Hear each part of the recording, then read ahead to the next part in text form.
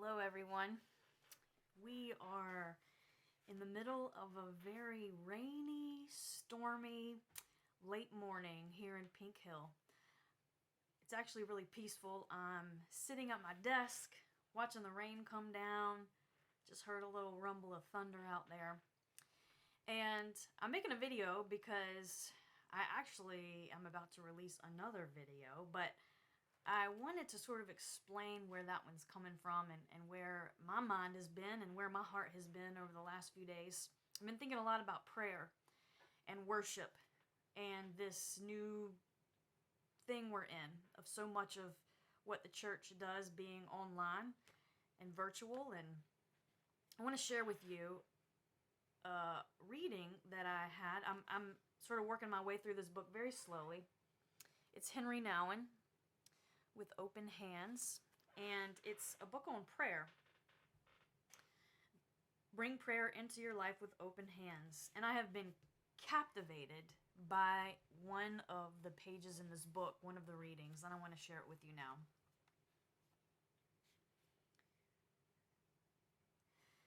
In the thinking of our modern, active, energetic world, praying and living have come to be so widely separated that bringing them together seems almost impossible. But here lies the central problem. How can our prayer be truly necessary for the welfare of our fellow human beings? What do we mean when we say that we should pray always and that prayer is the one thing necessary? The question becomes important only when it is posed in its most radical form. The question of when or how to pray is not really the most important one. The crucial question is whether we should pray always and whether our prayer is necessary. Here, the stakes are all or nothing. If we say that it's good to turn to God in prayer for a spare minute, or if we grant that a person with a problem does well to take refuge in prayer, we have as much as admitted that praying is on the margin of life and doesn't really matter. If we think that a little praying can't do any harm, we will soon find that it can't do much good either.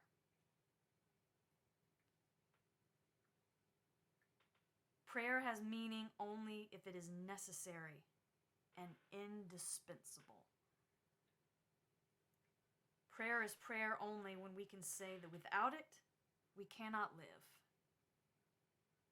How can this be true or be made true? The word that brings us closest to an answer to this question is the word compassion. To understand this, we must first examine what happens to us when we pray. Then we can comprehend how we can meet our neighbors in prayer. Whew. If we think that a little praying can't do any harm, we will soon find that it can't do much good either.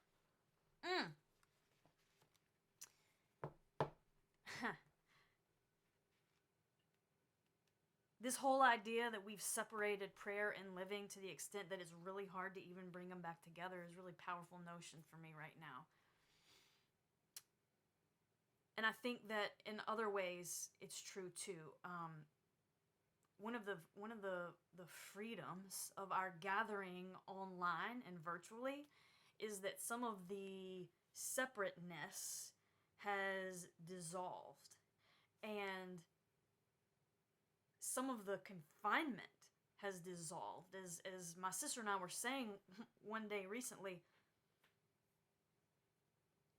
the church, what quote church you're a member of, doesn't really make a whole lot of difference right now. And that's not to dismiss like the meaning of our congregations. They still have meaning because, I mean, some of y'all are members of a church that you've never been a member of ever before. Like you were raised in a church, you were there as a teenager, you were there as a young adult, now you're there as a aging adult. Like, so it's not that congregations don't matter, but like in this moment right now, like people who are maybe sort of shopping around online for worship and for prayer and for meaning. Like, they don't really care. Like, what the name of the church is on the Facebook page or the YouTube channel or whatever else. I mean, you follow me what I'm saying here. And there's been a certain freedom in that. There's been a certain liberation in that, because it's almost like the church can actually sort of be about what the church was sort of always intended to be about in this moment, because we aren't obsessed with the people inside our own building, inside our own cloister. Like, those walls have just like dropped down. And I've been thinking about how to maintain this going forward, even when we begin to gather again. How do we begin to infuse and bring together these things that have been so long separated? How do we begin to infuse our daily life with prayer? How do we move past this idea that worship is a thing that happens for 30, 45 minutes to an hour on one day a week? How does our life become worship? How do we begin to dismantle these things that have kept our life so neatly compartmentalized? Y'all, because I'm going to tell you one thing. Our obsession with just the people in our tiny little cloister group membership, that has been the death of us. Our obsession with our quote on is literally the reason, one of the reasons, it's complicated, but that's partly why people outside of churches don't care to join our membership. Because we're very self-absorbed. And right now we're in this moment where on the World Wide Web, everything's fair game. And the only limit we really have right now is our own imagination. So, in my sort of thinking around this, I got this idea for prayers for our community, Pink Hill community. And so I sort of went on this little afternoon adventure yesterday, and I went all around town, and I just got these clips of just about every business we have. I think I've probably missed a couple, so I already apologize for that. But anyways, I just went all over town.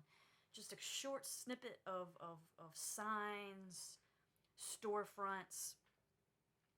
And then I converged them all into this video, and I'm singing a song. This song that I love to sing during prayers, and I've done it in worship before. My sister and I do it a lot when we lead places. And let me tell you something. As I was going around making this video as a prayer for our community, thinking about how we always talk about praying for our community, but like, I was physically doing it, and I hope that in the video I'm going to take you to these places mentally. Like, I started thinking about people I don't normally think about. Like, I started thinking about, oh, I wonder how this business is doing. Oh, I wonder how the folks who run this store are doing.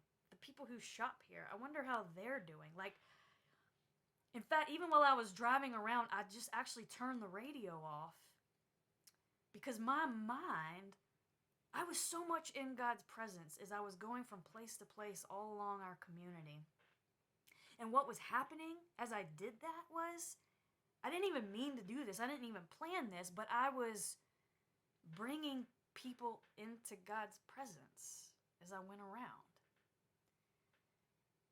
And like, that's what the church is called to do, right?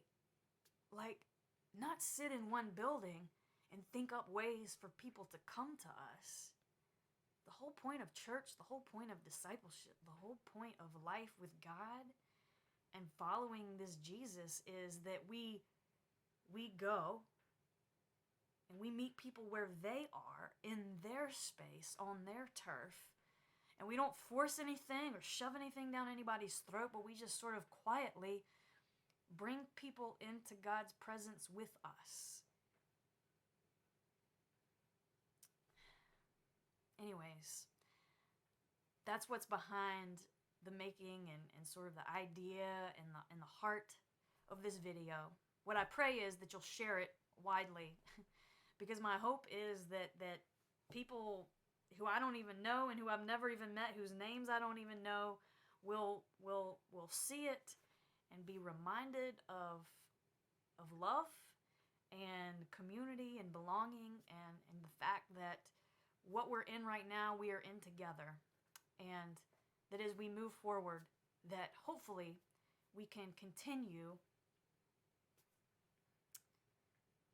creating a world that we have never known before. So God bless y'all today, and I hope that you find this prayer video for the Pink Hill community to be a blessing.